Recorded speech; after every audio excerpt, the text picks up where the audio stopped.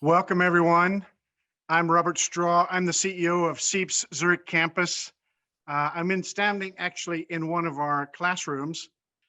Today is the second webinar of our Future of Work series.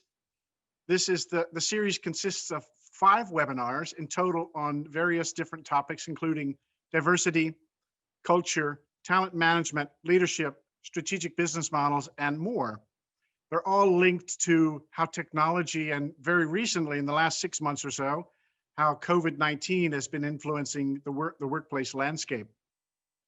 We're working and thankful to have Swiss Re, Oerlikon, I4CP, Boyden, and Mercer, as well as our very faithful CEIBS professors to bring you diverse and current thought leadership about these different topics surrounding the future of work.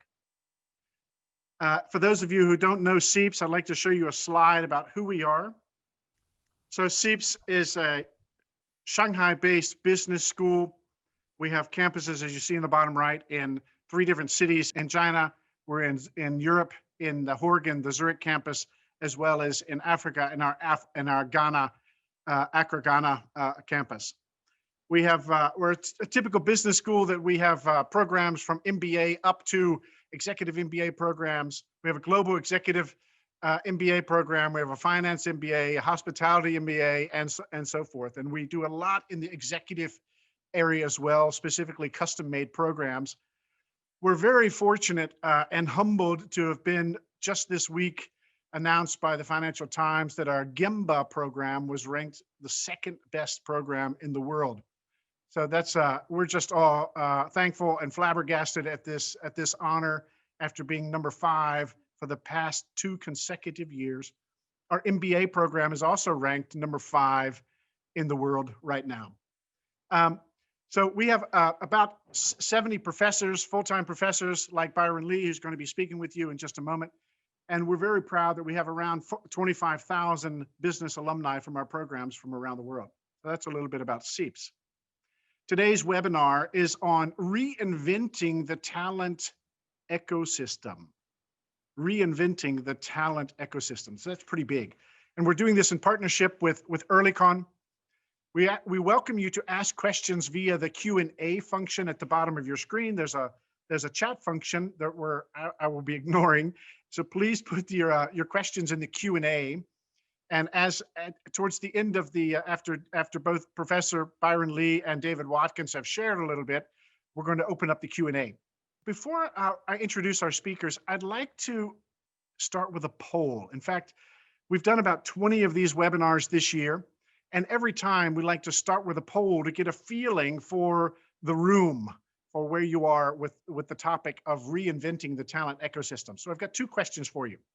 Question 1 is, how good are you at managing your talent ecosystem on a scale of 1 to 10? So how good are you at leading and managing your talent ecosystem? Great. Okay, let's stop the poll. So very interesting. We see, and my guess before this, the magic number is always 7 in these polls. We think we're pretty good. So around 7 is, so 21% of you have said 7. So I do have a tongue-in-cheek question back to you. If this is really the case, why is our business school so full in programs of teaching about leadership and leading people? We tend to overrate our own ability sometimes, I think, and our organization's ability. Or this topic draws attention for people who are really good at this topic. That could also be. I'd like to ask a second question. Poll a second question. How does your organization manage its talent ecosystem on a scale of 1 to 10? Wow. First score just popped up was a 1, just so you know. That's great. Thanks. Let's end the polling. So here we see a score of 7, and this is also expected. I'm better than the organization that I work for. Tongue in cheek a little bit. We want to keep this light. This is important. So, 5 is not great. If your child or you come home from school with a 5 at 50%, it's probably not passing, meaning it's not great. We're doing okay with a 7 on average, but we as organizations with a 5 So I guess there's no reason, I guess that explains the reason why we're having this topic today to be talking about, because most of us are actually overwhelmed with this. So now I'd like to, after we finish the polling, thank you for that. Let's keep those numbers in mind, both Professor Lee and David. It gives me great pleasure to introduce our two speakers. We have Byron Lee, Professor Byron Lee. He's a professor, assistant professor of management at CEIBS. He received his PhD in industrial relations and human resources from the University of Toronto in Canada. His main research themes are strategic compensation, strategic HR, corporate social responsibility, and industrial relations. So he's primed for this topic. Thank you for joining us, Professor Lee. I also would like to introduce David Watkins, Senior Vice President. He's Head of Group Talent Transformation and Engagement at Oerlikon AG, based here in Pfäffikon in Switzerland. I've had the pleasure of working with and for David, also at Oerlikon in my past, and know that he's doing a lot in this space. He's a coach, he's an author, he's a consultant, and a leader shaper with more than 25 years of experience of business and leadership.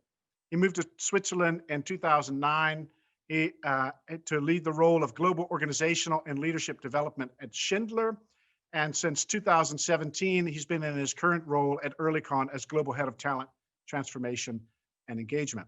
Oerlikon AG, Oerlikon Management AG, just so you know, it's a global technology player. It's a group and market leader in advanced materials, surface engineering, and polymer processing. So thank you and for joining us.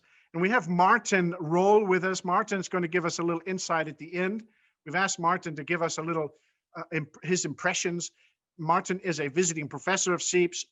He is focusing on family business for us. He's a leadership and transformation expert. So I give a wave and a shout out to Martin in advance. And now, without further ado, I'd like to turn the screen over to Byron. And then when we're finished with Byron, we'll hear from David. So Byron, Professor Lee, thank you very much for being with us. Thank you very much for the introduction, Rob. And it's a pleasure to be here on this panel with David as we talk about reinventing the talent ecosystem. So from the polls that Rob has put up here, I'm glad that, I think we have a very humble audience. But as we think about how do we reinvent the talent ecosystem, how do we manage our talent ecosystem, I want to take you maybe from the present to a little bit into the future. And as we envision our talent and what's going to drive value for our organizations in the future, what we see all around us today is we see cars that drive themselves. We see, as you call up customer service, robots that are your customer service representative. You're not talking to a human on the line anymore. You're talking to robots, and robots have replaced your talent. What we also see in this age of COVID-19 are machines that begin to diagnose whether you have this virus and what is the best way using big data, using some AI techniques in order to give you the right medicines or to give you the right way to heal all of this.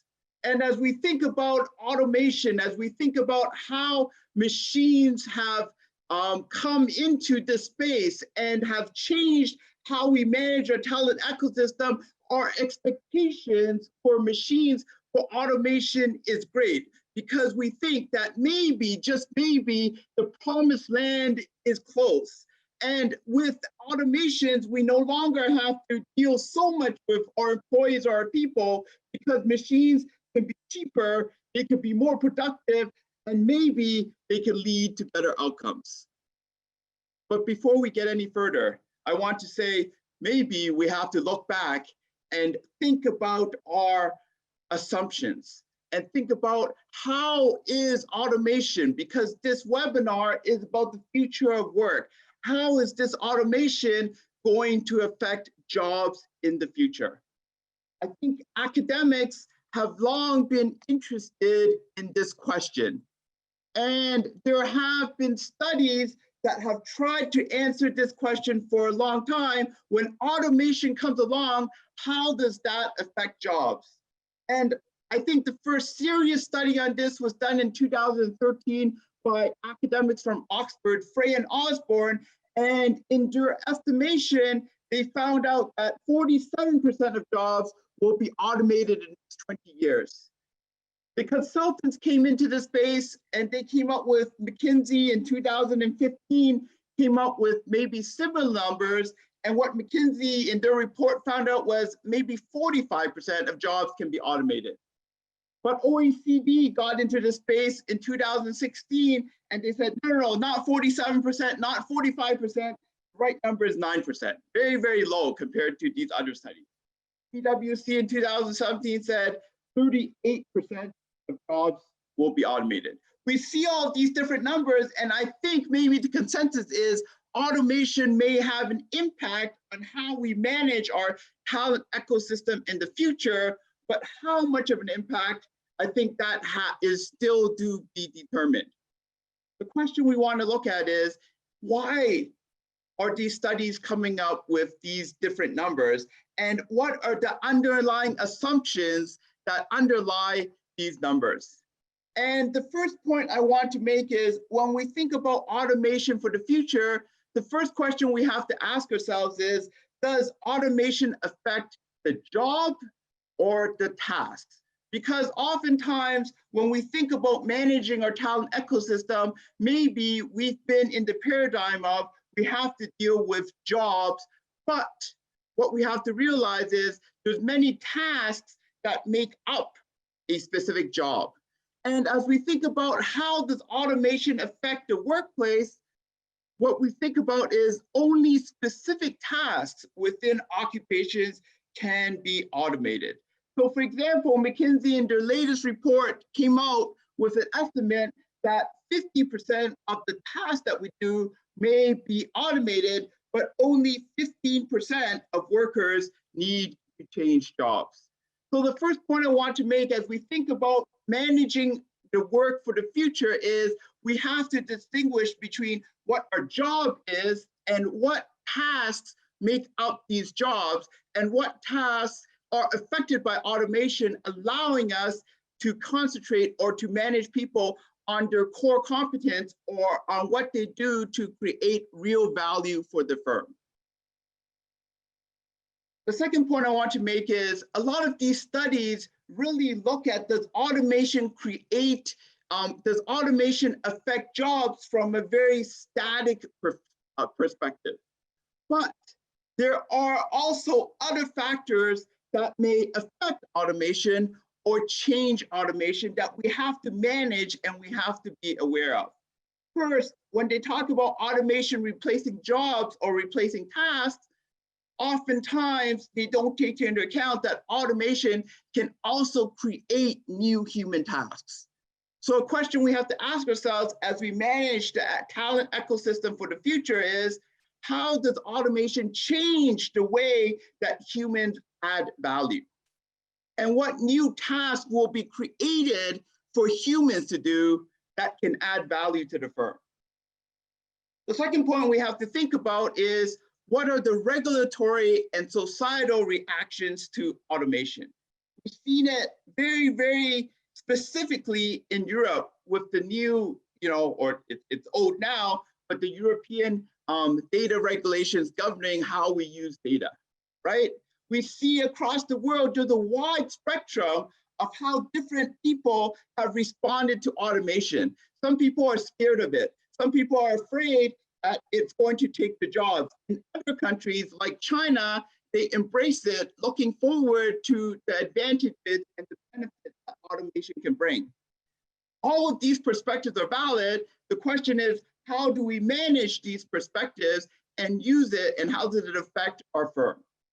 Finally, and I think most importantly, is employees need to work with automation for automation to be successful.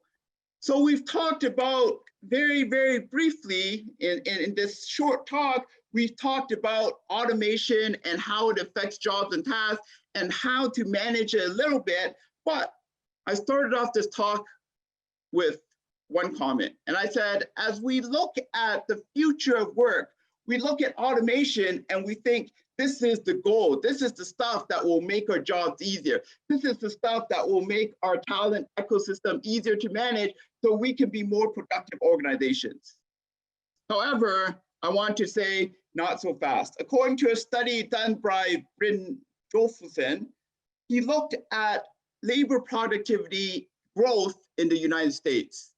And you see high periods of labor productivity growth, but with the advance of technology, what we see in the most recent periods that he examined, from 2007 to 2013, we see actually labor productivity growth in the United States, which has the most advanced technology, is not growing as we would have expected.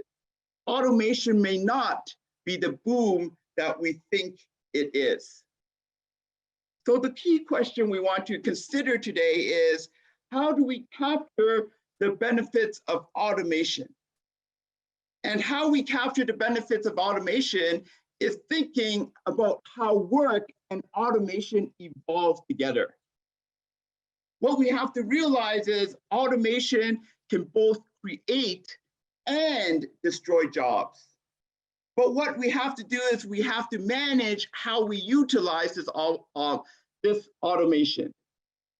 And how we manage this is in order for us to free workers to create higher value. We have to use automation so that workers have free time or free space to do what really adds value to the organization.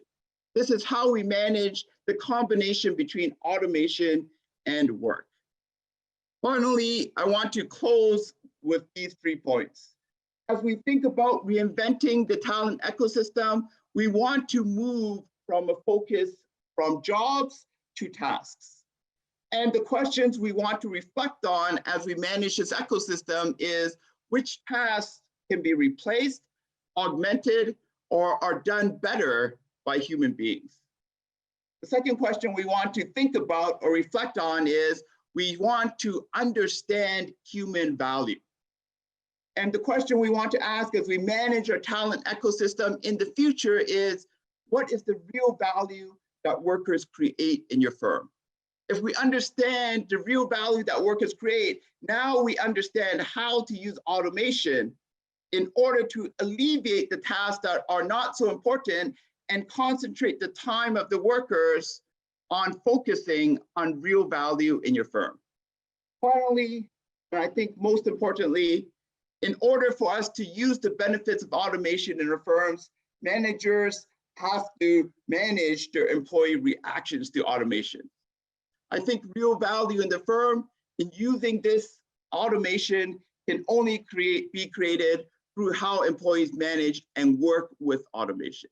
If they're scared of it, if they're not happy with it, if they're afraid that automation is going to replace them, or they don't know how to use it, it doesn't necessarily make your firm more productive.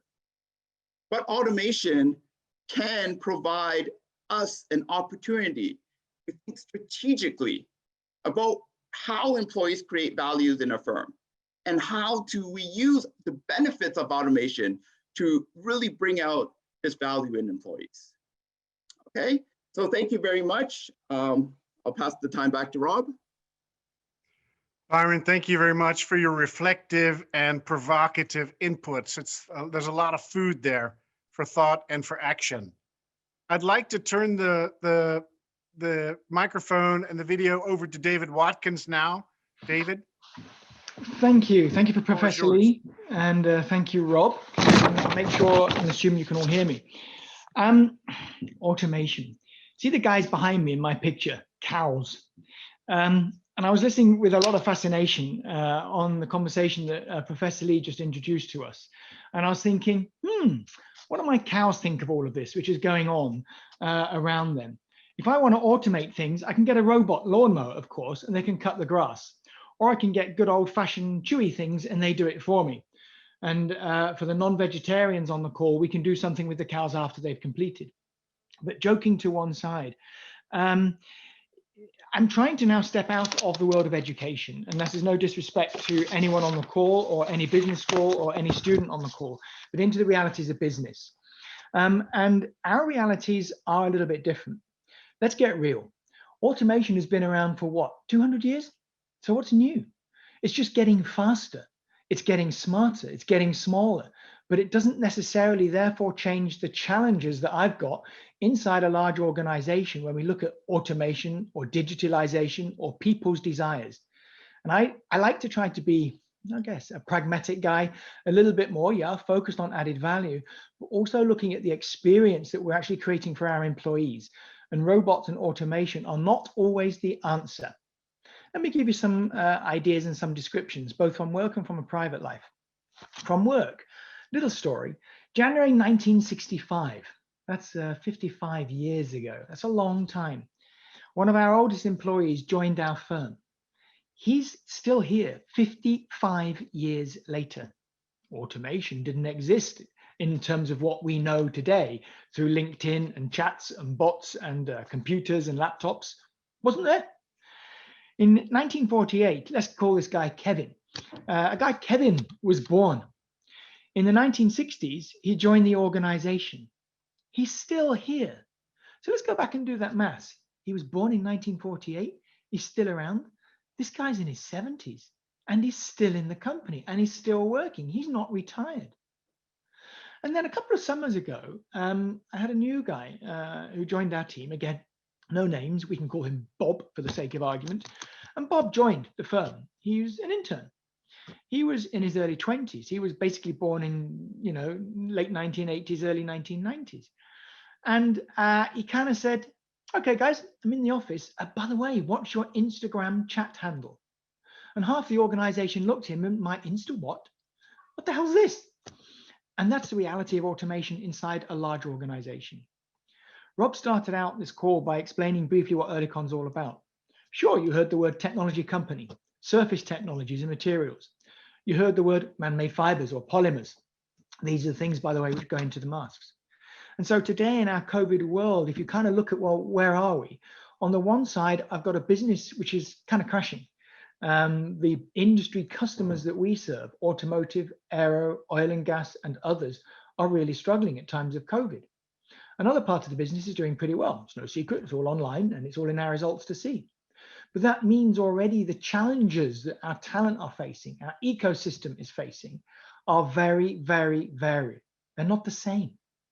If you look at, therefore, what we also said about a company in terms of being a technology company, that's fine. I've got maybe 1,000 R&D people inside this firm, or at least those involved in R&D and engineering roles and functions. But I've also got guys working coating machines and mold machines and tools, very traditional heavy manufacturing setups and environments. They can't work from home. They can't take a headset and plug themselves in. They have to go to work, put on overalls. They've got safety equipment, big safety shoes and safety goggles. Difficult to wear a mask, but we do it. The only technology we have right now are these nice little trackers to protect our distance. And off they go to a hardwired factory.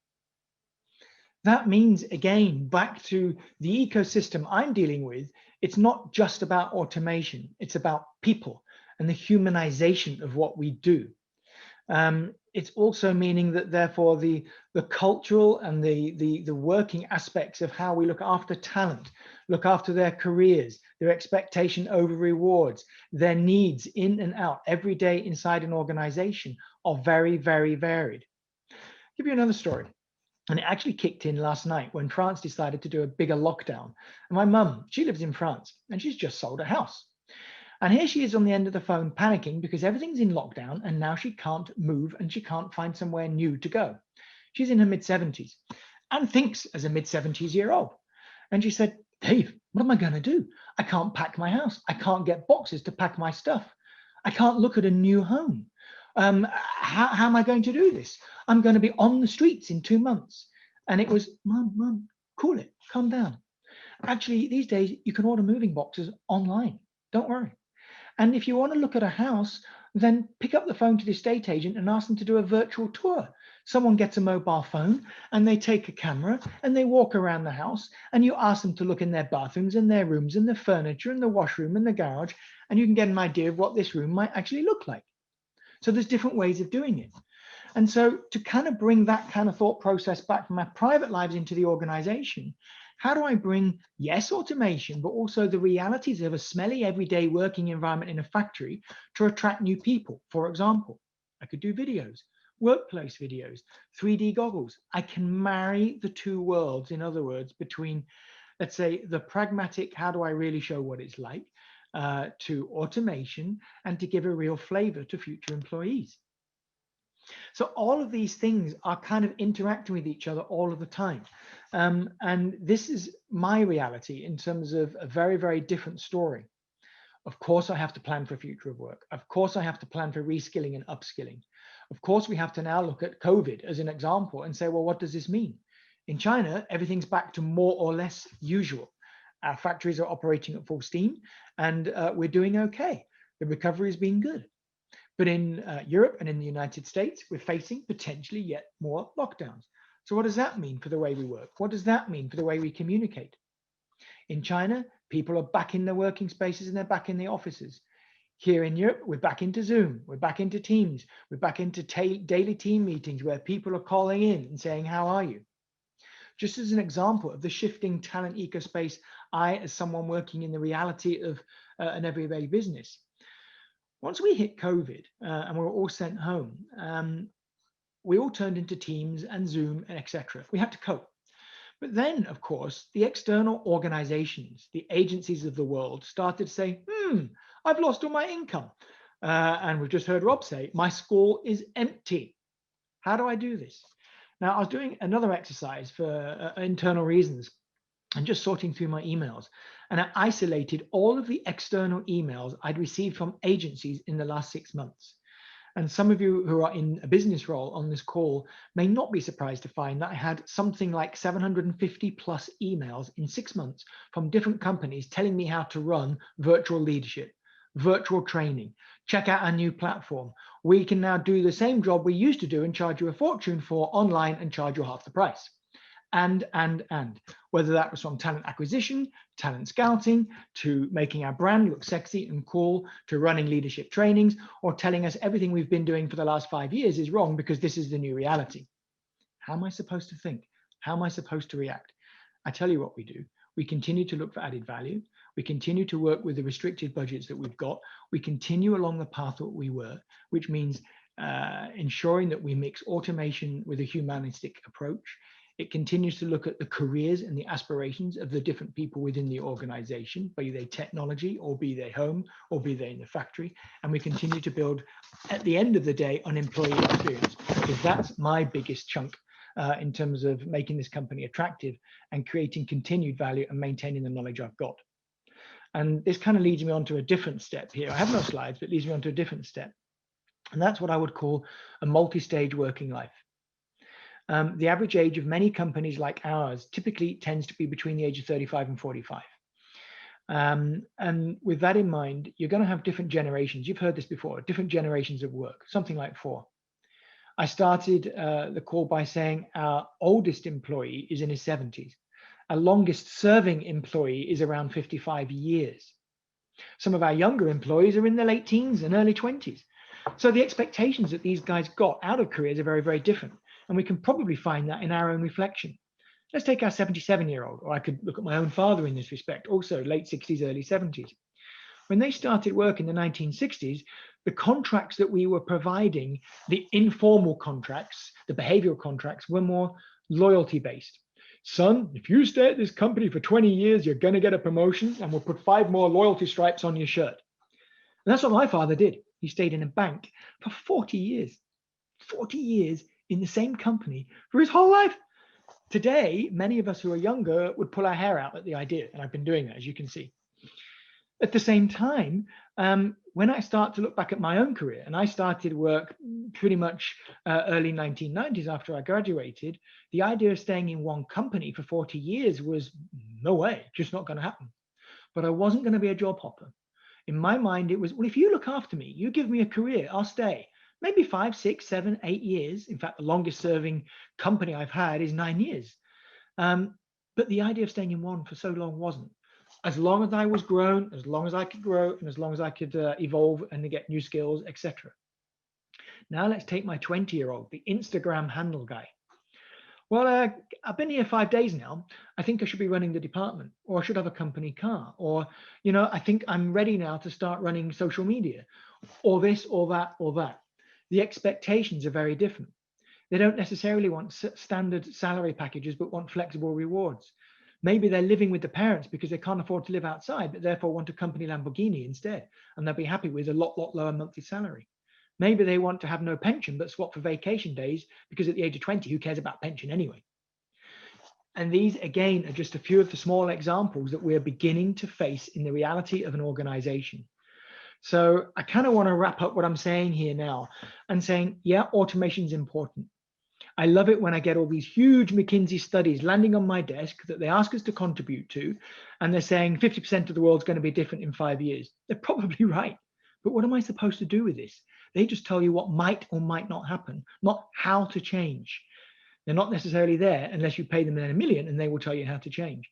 So again, no disrespect to the agencies, but let's tone it down. Let's reduce to an extent the panic. Let's keep into reality and look at what we're dealing with as an everyday situation.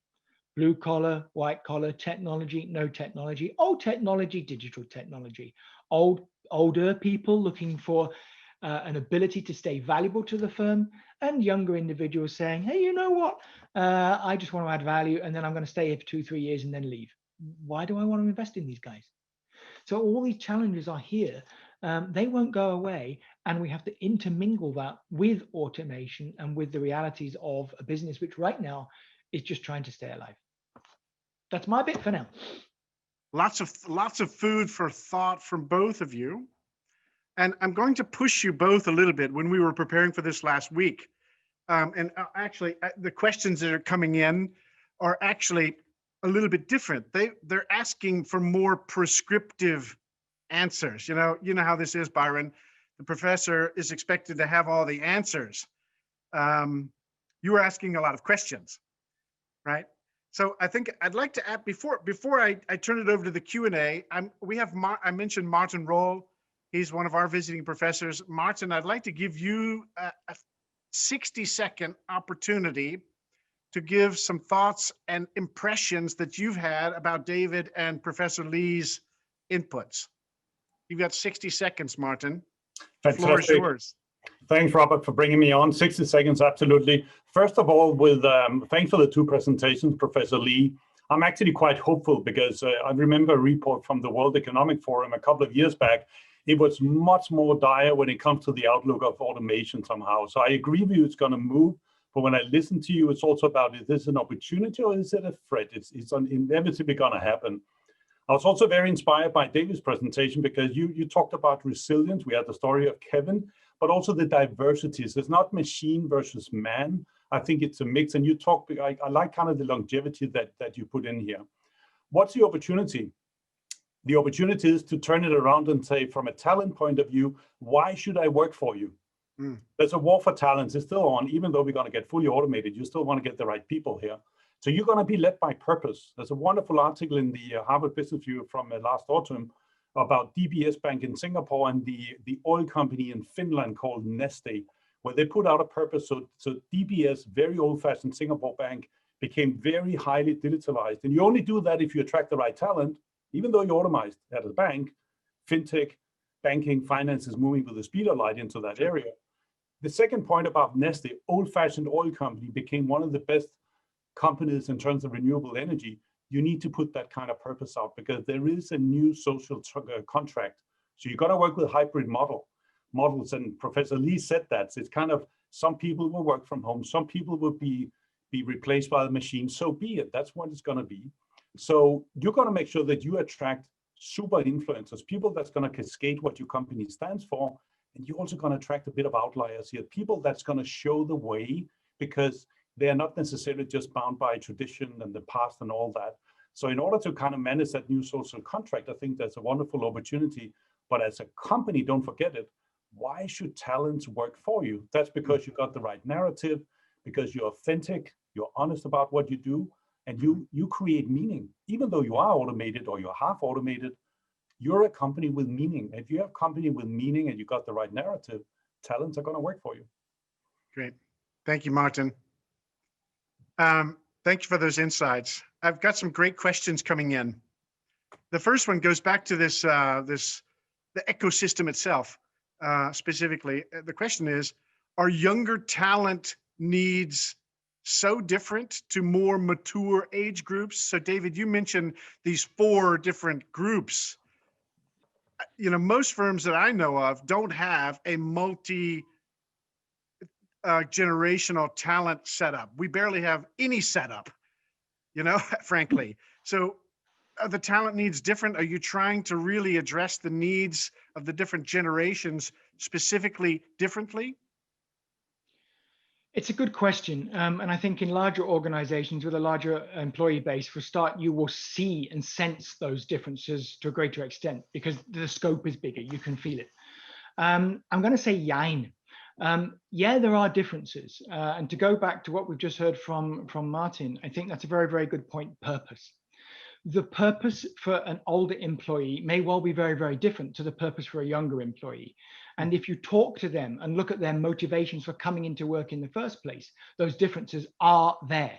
Mm-hmm. The youngest, for example, of course, they're more interested in, to a certain extent, the salary packet, but how can they change the world? How can they make a difference? For the elder people, it might, of course, be related to pension and job security and family. Let's call it, how do I put it, asset gathering, in terms of looking after the stability of work in the future. So there are differences in those purposes, and we do have to work towards it, yes. But again, I also have to be realistic. It's not possible for a company of many sizes all the time to have different ways of communicating and rewarding and employing and giving system access, for example, to different kinds of employees. Some are reskillable, some are not. Some want it, some do not. And our role, to a certain extent, is to try to cut through the middle of all these huge amounts of variations and say, where can we find the most useful purpose-based statement? What's an employer brand? What's our value proposition? What fits to the blue collar versus the white collar? And identify not only the outlying differences and say, does that matter for us? But more important, the commonalities between the age groups and say, what can we do with the resource that we've got? Thank you, David.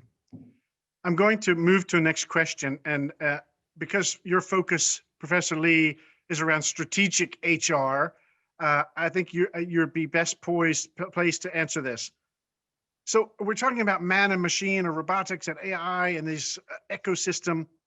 What are the implications for HR as it prepares, as the kind of the pool of management who's driving this? What are the implications here? Thank you, Robert. I want to go back to David's talk because I really like that he brought it down to this level, right? In terms of, we think about, what's going to happen in the future, and that's important. We have to manage that. We have to forecast that. We have to think about it. But more importantly, especially as we think about COVID times, right? How do we stay afloat here? How do we manage this here? And I think, if we sort of go back to your question before, I think what employees are looking for, there might be differences across generations, but all employees want to be used to the best of their ability. And what we have to think about is, can we use some of this not as a panoplia for a solution for everything, but we have to say, how can we use it as a tool to be able to move our organization forward for the future? So if we think about the 20-something, maybe you automate parts of his tasks so that he can work on stuff which he thinks is more meaningful, right? For the 60-something, what we can think about is, how do we use that knowledge, which is not codified in big data, right? Big data, machine learning can't get at it, but how do we use that knowledge, which is invaluable for the organization to move forward? And how can we provide the right platform for them to use that knowledge to help these younger employees, or to help newer employees understand the culture, understand how the firm moves forward. So as we think about HR implications, I would say, let's not think about HR in terms of putting it in a box and saying, let's design jobs, let's put people in these, buckets of jobs, and this is what they're going to do. But instead, let's become more flexible in thinking about what tasks are essential to creating value for your firm, and then asking ourselves this question: how do we make sure that we can get people to focus on these tasks? And as we do that, I think we become, we enter into a more virtuous cycle of HR that's really getting the most out of its employees. Great, thank you. So I'm going to pick on you a little bit, Byron. You mentioned men, and often when we're talking about pronouns, him and her, his and hers, men and women. I have 4 daughters, so I'm very strong on girl power in firms. And we had a very interesting question that came up from an anonymous attendee. And it was, I hadn't thought of it in this perspective, but it does have to do with also division between age, but also between different sexes in the firms. And I say this also because, David, your firm is notably a man's firm, because it's, well, okay. When we look at the shop floor in a lot of this industry, it is run by men. So I'm being provocative intentionally to support this question. The question is as follows: can automation help making certain dangerous jobs, mostly carried out by men, become less dangerous? For example, soldiers, firefighters, oil rig operators. This is also true for dangerous jobs carried out by both sexes. Some, for example, nurses. Any thoughts on it's a hot question, and I intentionally I like it a lot, right? So we tend to box things, certain jobs for certain age, for certain sexes. We've got to get way past this, right? Mm-hmm. So first of all, I want to apologize if I used the pronoun he or him or whatever. Good, thank you. That wasn't my intention, but I get too excited and it just slips out or whatever. That wasn't the intention. But I think this is one of the possible benefits of automation, because drawing this a bit more broadly, I think hopefully the value is to help see what values human beings, whether you're male or female, what they actually bring to the table, what they actually bring to the company, right? And there were some other question and answers in there. I read the question and answers, and a lot of said, when we approach COVID-19, maybe we see the benefits of automation, right? I would take that and flip that on its head and say, as we approach COVID-19, because of COVID-19, we also see the great value that humans have, because being forced to be in isolation, being forced to, we see that we need the human touch, we need the human interaction with each other, and that creates tremendous value in our lives. This is why this refutes the whole argument that automation is going to take over the world and there's no place for human workers. I think there's a great place for human workers, but if we can focus on what is valuable. So getting back to your gender question, right? If because of maybe physical labor, right? Men have been pigeonholed into some roles, women have been pigeonholed into other jobs, right? If we can take those limitations away, if automations can take those limitations away, now we can actually focus on the real person. And we ask that, the real person, what is your advantage that you bring, or what is the value that you bring to the table? So whether you're men or women, or you're male or female, right? Maybe your greatest characteristic is empathy, right? So as a male or female, it doesn't matter what your gender is. Hopefully we get past that. We say, because your greatest value is empathy, maybe, the roles or the tasks of a nurse, a care physician is appropriate for you, right?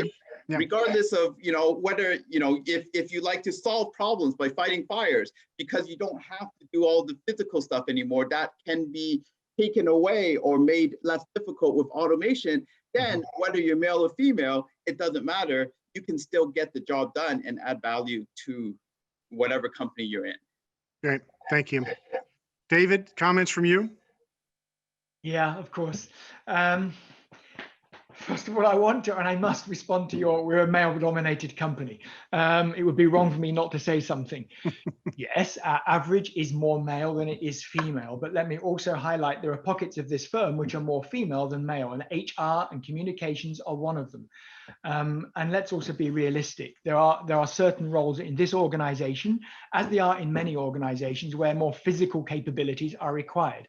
That does not mean that diversification is not important for us. And we do concentrate very carefully on how we recruit individuals.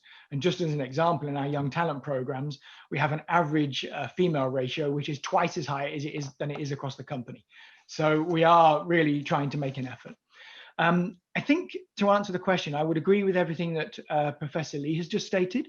I think there is, obviously it's a no-brainer that automation, and as you use the example of e.g. power stations or oil rigs, of course it's a no-brainer. There's no reason why anyone can't start to do this. But I think the question is also too narrow in its scope. And I would argue, but hang on a second, guys, why are we just talking about men and women? What about all the other kind of diverse groups that one could start to consider? Let's just discuss inclusivity per se as the talent ecosystem, and a sense of well-being. And for me, if one takes a look back at what COVID has taught us, I do agree with Professor Lee. It's the human side, and the social contact side has become ever more important. While for some, it's no big deal sitting at home and staring at this screen, for others, it's an absolute catastrophe. And we know and we hear stories where people really struggle at home, they've struggled at work, they've not had the social contact. And I think what this underlines is, while automation is there and it's to stay, as is, let's say, future tools and digitalization, we must not forget in the talent ecospace the importance of a humanistic element here, because at the end of the day, it's people that still program these damn tools. And get them to work. So let's keep that and keep the scope of the question in mind. It just came to mind, you know, here we are on all these different tools that we're using to communicate. The tools are only the tools, right? And to enable us to see and be together. You know, Cisco came out with a new updated version of WebEx just yesterday, in fact, where it's an elongated desk. You know, they're getting so that you really feel like you're in the same room with the other person. But in the end, it's not being in the room with you, but it's an enabler. So just this, in the setting that we're in now, all over the world, of the different locations that we're in, enables us to have that communication. If we weren't here, this wouldn't be necessary. This tool wouldn't be necessary, because the computers wouldn't need this to communicate. They can do it without the Zoom function and without the team function, right? So I'd like to come back, David, to something you brought up, and you both know it's an issue that's on my heart about the multi-stage, the silver transformation. And the question is, we hear a lot about multi-stage lives and multi-generational workforce. Again, is this a topic? And specifically, I'll jump on it. What do you do with these seniors? Yes, and don't know yet. Let me be honest. I think it is becoming a topic. Let's be honest. It's not only about the average age that people die at is increasing, and we can see all sorts of statistics about that. The average pension age in many organizational countries of operation is also increasing. It used to be 60, then it was 65. Now I think at least my home country, UK, has just announced 67. And quite frankly, by the time I retire, I'm expecting the official retirement age to be at 70. And also, if you start to compare and put these two things together, if I've got guys who are not dying at 70, but at 90, I kind of need 20 years worth more money in my pension account to survive and finance an extra 20 years. So I need to work longer. My problem is, if I started to work 50 years ago, how do I stay relevant to the firm? I do not want to be a piece of furniture where everyone goes, he's a nice old guy, he's been around for a long time, he's got some beautiful stories, but park him over there. And I consistently have discussions with my peers and colleagues, at what stage does a high potential no longer become a high potential? Ageism is banned in certain countries for legal reasons, for a good reason, because just because you're 50 or 55 or 60, dare I even say at 70, doesn't mean you can't do the job. Maybe you've got to rethink. Maybe you need help reskilling. Maybe your purpose to work is different. So for me to answer your question is, yes, it's vital. I think it will become more important. I would love to be able to work more on that when the current priorities in this organization have kind of shifted a bit. I would like to look at how do I employ senior interns instead of 18-year-old interns, because they can, if they're an ex-CEO and saying, I still want to work, I'll take their brain for half the price. Thank you very much. Yeah. And there's ways of doing this, I'm sure, as we grow in the next years. Thank you. Byron, any comments on this? I think that if we take a broader picture, because I agree with both of you totally in terms of if we take a broader picture and look at the social economic trends, right? We all know for almost every country in the world, right? This aging, this next generation is going to be a problem. Because if we look at labor force statistics, you know, we talk about, you know, automation replacing X number of jobs in the future. We also see in 2030, there's going to be 300 million more people who are retired out of the labor force if we continue as status quo, right? And as David has said, maybe, you know, we see that, you know, companies and governments have been responding to this by increasing the retirement age, you know, extending the pension plans. The question is, and this is my big thing, you make all of these policies, it's not enough, right? You're just making policies. We have to manage these policies. And I think what companies have struggled with, as David has talked about, is, you know, let's say you do these policies and these 60-year-olds, 70-year-olds, you know, they remain in the company. Question is, how do you really integrate them in and make sure they continue to add value? Because I believe they have tremendous value to add. Sure. But it seems like, you know, you hit a mental block. Once they get to this age, we say, you know, that's it. You're close to retirement, right? Leave him in his office for, you know, leave him in her office for, you know, another 2 years until they really can retire, right? Yeah. And that's a waste of company resources. It's not managing your talent ecosystem. Instead, it's destroying your ecosystem. So I think that, you know, we have to think about ways about how do we integrate them into the workforce? How do we make sure that they're doing something that's valuable and that they feel is valuable, so that they put the same passion that they've put into the work over the past 20 or 30 years? As you know, David mentioned the person of Kevin. Hopefully Kevin, whoever Kevin is in your company, is still, you know, contributing and passionate about what I can say he, right? This time he is. Sure. Thank you. The first question came in. I'd like to read off and have you address this, Byron, first. What difference exists between automation and digitization? Which can be prioritized or is more optimal? This is a question from Matteo Tolno. Yes. So I apologize for not being as specific as I should have been, but due to the length of the presentation, when I talk about automation, I include digitalization. So when we talk about automation, I can break it down into 3 categories. Number 1 is the use of artificial intelligence, right? So thinking about, you know, taking what we do now and making decisions based on what we do now for the future. The computer, you know, creates an algorithm and makes it for the future. Sorry if this is getting a bit too technical. The second one is process automation, right? So what we do in an Excel spreadsheet, the computer can actually do for us as long as it's the same repeated tasks, and even if it's a bit different. And maybe what we've been focusing on is physical automation, right? And I think as David made the salient point, physical automation has been around for the past 40 years, right? And it has just gotten maybe quicker, maybe better, right? But it's the same thing. So we've already managed that over the last 40 years. What may be different is we move into digitalization, and I won't say which one is better or which one is worse, but as we think about this, you have to ask yourself, what is the strategic value of your firm?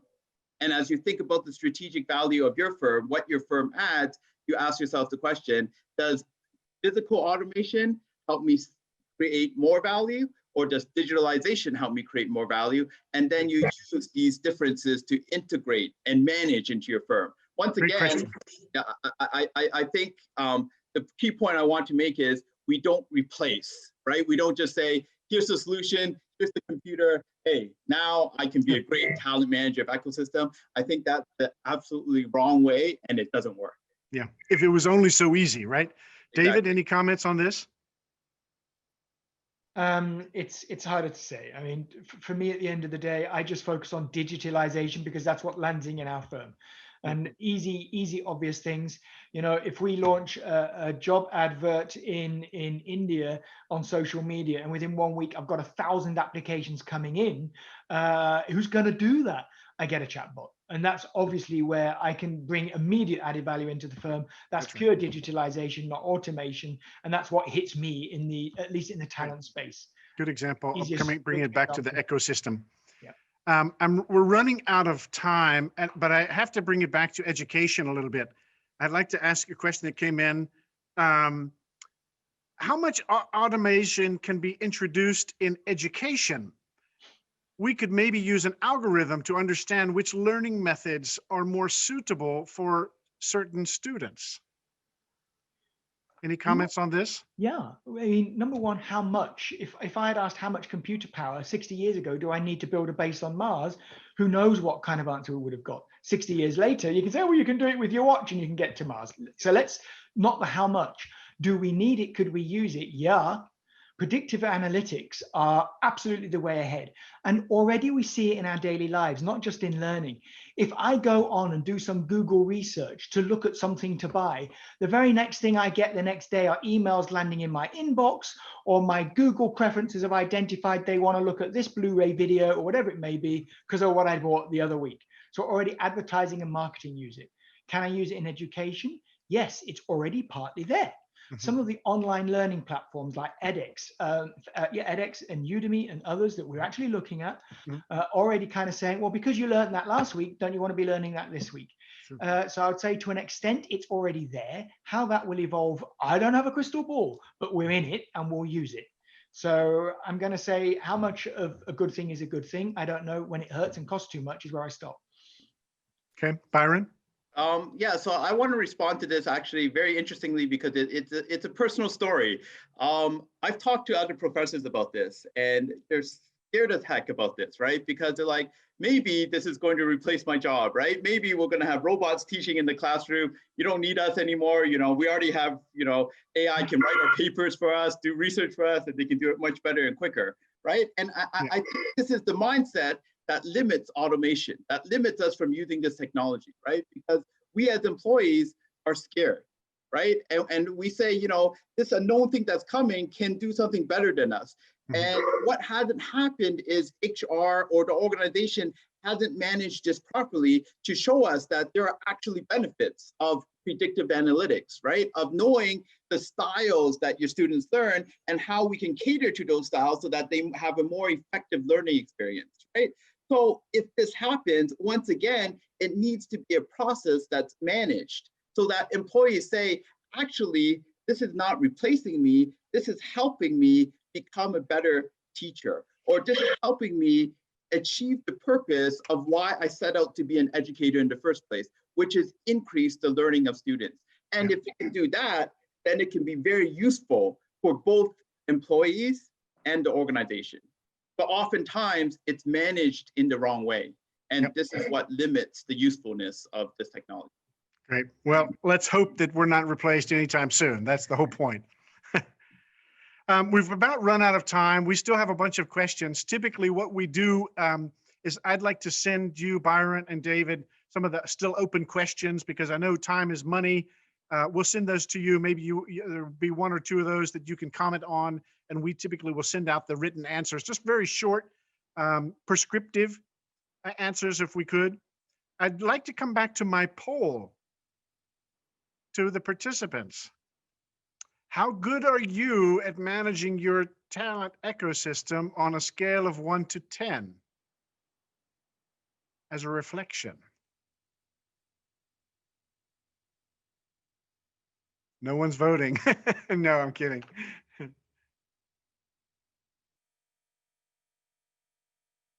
Sometimes you listen to the experts and you think, oh, that's okay, I'm feeling comfortable. And sometimes you listen to the experts and you feel overwhelmed, that you feel out of touch with what they're talking about.